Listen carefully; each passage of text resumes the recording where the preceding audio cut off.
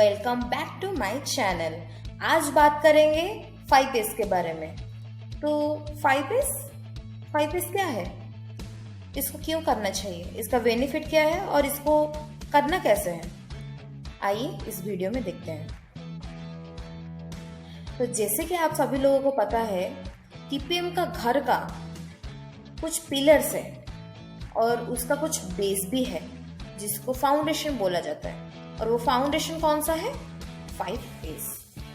तो आज हम लोग पहले ये 5S या TPM का फाउंडेशन के बारे में बात करेंगे। तो सबसे पहले 5S के बारे में बात करने से पहले आप मुझे एक बात बताइए, ये वाला एरिया में जाने के लिए आपको अच्छा लगेगा या ये वाला एरिया में?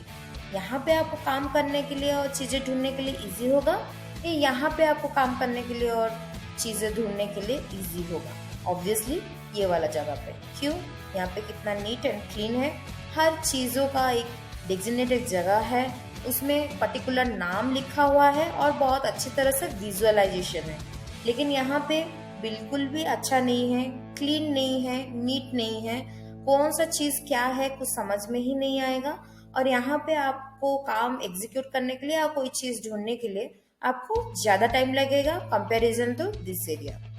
तो इसीलिए बोला जाता है 5S is effective tool to implement visual workplace management and enhance workplace efficiency. तो जैसे कि मैं आपको ऑलरेडी बता रही थी कि 5S TPM का फाउंडेशन है और ये जनरली इम्प्लीमेंट किया जाता है क्योंकि ये हेल्प करता है 5Ds को इम्प्लीमेंट करने के लिए। 5D क्या है? Defects, delays, decrease in profit and demoralise employees को एनहांस करने के लिए। तो ये सब चीज सही से होता है थ्रू 5S। ये 5S जो है एक जापानीज वर्ड से डिराइव हुआ है। जापानीज वर्ड मतलब 5 जापानीज वर्ड्स हैं जिसका स्टार्टिंग एस से होता है। तो चलिए देखते हैं क्या क्या है। पहला एस है सॉर्ट, जिसको जापानीज में बोला जाता है सेइरी। Second S is set in order, सेटन जापानीज में। Then third S is shine और जापानीज में इसको बोला जाता है सेइसो। और फोर्थ एस स्टैंडर्डाइज, जिसका जापानीज नेम में सेइकेस्टो। 5S इज सस्टेन और इसको जापानीज में बोला जाता है शित्सुके। तो जैसे कि आप लोग देख रहे हैं, इसका हर एक नेम, चाहे आप इंग्लिश में लिए चाहे आप जापानीज में लिए, तो सबका जो स्टार्टिंग पॉइंट है एस से, सब एस से ही शुरू होता है। तो इसीलिए ये 5 टर्म है और उसको वहां से 5 आया है और उसको बोला गया है 5S। तो एक एक करके हम लोग सभी एस के बारे में बात करेंगे। पहला एस जो है सॉर्ट। सॉर्ट क्यों बोला जाता है सॉर्ट? सॉर्ट में क्या होता है? तो remove the unnecessary, keeping only what is used. जो आपका एरिया में नेसेसरी है उसको रखना है, जो नेसेसरी नहीं है उसको हटा देना है।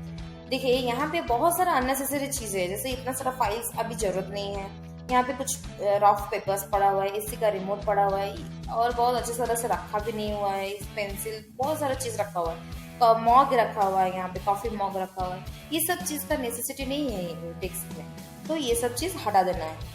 तो हटा देने के बाद ऐसा दिखेगा। जनरली ये सब चीज उसका नेसेसिटी है, वहाँ पे रहना ही चाहिए। हाँ, ये हो सकता है कि ये सब फाइल्स आपको जरूरत पड़े, लेकिन ये डेली बेसिस में आपको जरूरत नहीं पड़ता है, हमेशा आपको नहीं जरूरत पड़ता। जैसे कीबोर्ड आपको पीसी चाहिए तो इसी में काम करना, तो आपको कीबोर्ड आपका नेसेसरी है, वैसे ये फाइल्स आपका नेसेसरी नहीं है। हो सकता है आपको वीकली यूज हो रहा, हो सकता है मंथली या हाफ ईयरली या एनुअली यूज हो रहा, तो उस हिसाब से आपको सेग्रीगेट करके एक जगह पे रखना होगा। ऐसा नहीं है कि आपका वर्क प्लेस में रहना चाहिए। तो वैसे ही आप कहीं पे भी काम करें, हमेशा नेसेसरी एंड अननेसेसरी आइटम को सेग्रीगेट करें।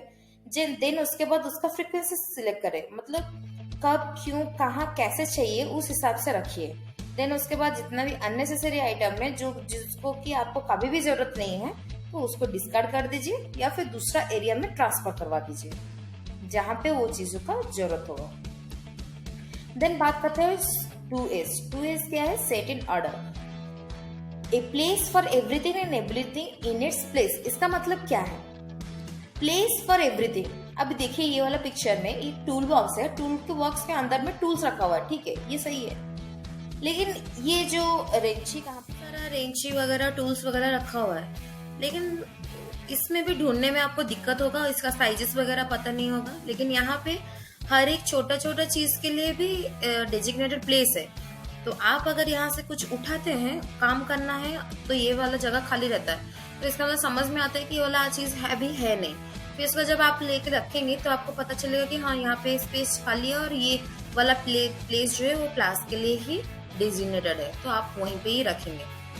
तो ये सेट इन ऑर्डर का मतलब ही वही है, पहले आपको अरेंज करना है कि ये बॉक्स में क्या क्या चीज रहना है, नेसेसरी आइटम आपको लेके रखना है। देन उसके बाद हर एक आइटम का, कितना भी छोटा आइटम हो या बड़ा आइटम हो, हर एक छोटे छोटे चीज को भी आप लेबल बनाएंगे, जैसे यहाँ पे बनाया हुआ है। तो इससे क्या होगा आपको फायदा, कि ताकि आपको ढूंढने में इजी रहे, easy access to get within 30 seconds.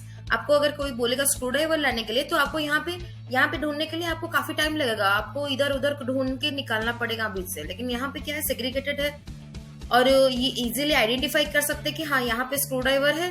Then उसके बाद आपका अपना साइज के हिसाब से आप यहाँ से पिक करके ले सकते हैं। देन उसके बाद बात करते हैं थर्ड इज साइन के बारे में, जिसको जापानीज में बोला जाता है सेइसो। Everyday clean, regular cleaning and checking to set the standard.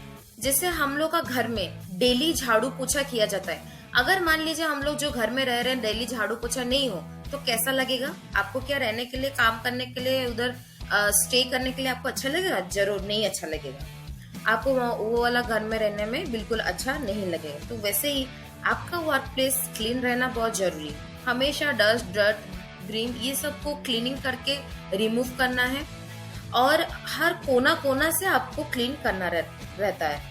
और जब भी आप क्लीन करने के बाद में उसको उसी कंडीशन में रखना है, ताकि आप अगर कोई चीज क्लीन रखेंगे तो उसको यूज करने में आपको इजी होगा। अगर कोई चीज में डस्ट डर्ट जमा रहेगा तो उसको आप यूज करने में दिक्कत हो सकता है। तो इसीलिए हमेशा जनरली ये थर्ड इज इंडिकेट करता है साइन या फिर एवरीडे क्लीनिंग का। फिर हम लोग बात करेंगे 4S के बारे में, स्टैंडर्डाइज। जापानीज में बोला जाता है सेइकेस्टो, same standard for everyday and everybody, optimising the standard in every shift. जैसे 1S से लेके 3rd तक हम लोग कुछ कुछ काम किए, जैसे सॉर्टिंग करना, सेट इन ऑर्डर करके रखना, और उसको साइनिंग करवाना, मतलब क्लीनिंग करना। ये सब चीज हर कोई करना चाहिए। ऐसा नहीं है कि आप ही खाली कर रहे हैं, आप क्योंकि आप शुरू किए हैं तो आप ही खाली कर रहे हैं और बाकी सब गंदा कर रहे हैं, या फिर ध्यान नहीं रख रहे हैं। आप कर रहे हैं, साथ ही साथ आपका टीम मेंबर्स भी करना चाहिए। सभी को मिलके, जो भी कोई भी शिफ्ट में आता है, कोई भी टाइम पे आता है, वो उसका टाइम जो ड्यूटी टाइम के अंदर में ये सब चीज होना चाहिए। इसके लिए आपको स्टैंडर्ड बनाना है। स्टैंडर्ड इन द सेंस एक SOP बनाना है। SOP मतलब स्टैंडर्ड ऑपरेटिंग प्रोसीजर। आप एक ऐसा चीज या एक ऐसा चेकलिस्ट या ऐसा एक स्टैंडर्ड बनाएंगे जिसके थ्रू हर कोई उसी हिसाब से ही काम करेगा। तो यहाँ पे जैसे दिखा हुआ है, establish standard and train employees. जैसे स्टैंडर्ड बनाना है और उस हिसाब से एम्प्लॉइज को भी बताना है ताकि उस स्टैंडर्ड को फॉलो कर सके। Maintain 1S, 2S and 3S। जैसे मैं अभी आपको बताई 1S से लेके 3S तक जितना भी हम लोग काम किए उसको रिपीटेटिवली अच्छे से स्टैंडर्ड का वाइज हर कोई करना चाहिए। देन उसके बाद लिखा हुआ है एक फ्रीक्वेंट इंटरवल में बीच बीच में मॉनिटर करते रहना है और इवेल्युएट भी करता रहना है। अगर इवेल्युएशन में आपको लगा कि ये डेविएशन हो रहा है स्टैंडर्ड से, देन उसके बाद फिर से आपको लोगों को ट्रेन कराना है, इसके बारे में बताना है ताकि काम में कोई रुकावट ना आए। फिर हम लोग बात करेंगे 5S के बारे में। 5S मतलब सस्टेन, उसको जापानीज में बोला जाता है शित्सुके। Maintain discipline, sustaining the habit of maintaining properly and improving the standards. जैसे आप 1S से 4S सब चीज कर लिए हैं, सेटिंग कर लिए, सेट इन ऑर्डर कर लिए, साइन कर लिए, स्टैंडर्ड भी बना दिए, तो अभी काम आता है सस्टेन करने का। सस्टेन कैसे करेंगे? अगर हर कोई आदमी को पता चल रहा है, 1S से लेके 4S तक सबको पता रहना चाहिए, कैसा कैसा काम को एग्जीक्यूट करना है वो सब चीज पता चलना चाहिए, इसीलिए आपको ट्रेनिंग देना होगा।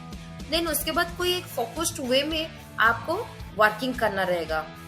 जैसे अगर आपको एक काम एग्जीक्यूट करना है, तो अभी जैसे सस्टेन का, बेसिकली सस्टेन का मीनिंग ये है कि 1S से लेके 4S तक हर कोई एम्प्लॉई है, जितना भी आपका कलीग्स है, जितना भी आपका एम्प्लॉइज है, सब लोग उसी तरह से काम करना चाहिए। अगर आपको कुछ इम्प्रूवमेंट करना भी है तो उसी हिसाब से आपको फोकस्ड होके काम को इम्प्रूव करना है और आपका काम को एग्जीक्यूट करना है जनरली। और हर इस स्टेज में जब तक आप 5S में पहुंच जाते हैं, मतलब सस्टेन की स्टेज पे पहुंच जाते हैं, तो हर किसी को एक स्टैंडर्ड को फॉलो करते रहना है और उसी हिसाब से ही आपको जो भी इम्प्रूवमेंट करना है उसी हिसाब से ही फर्दर इम्प्रूवमेंट करके आपको काम करना है। तो ये तो हो गया 5S, टोटल 1S से लेके 5S तक।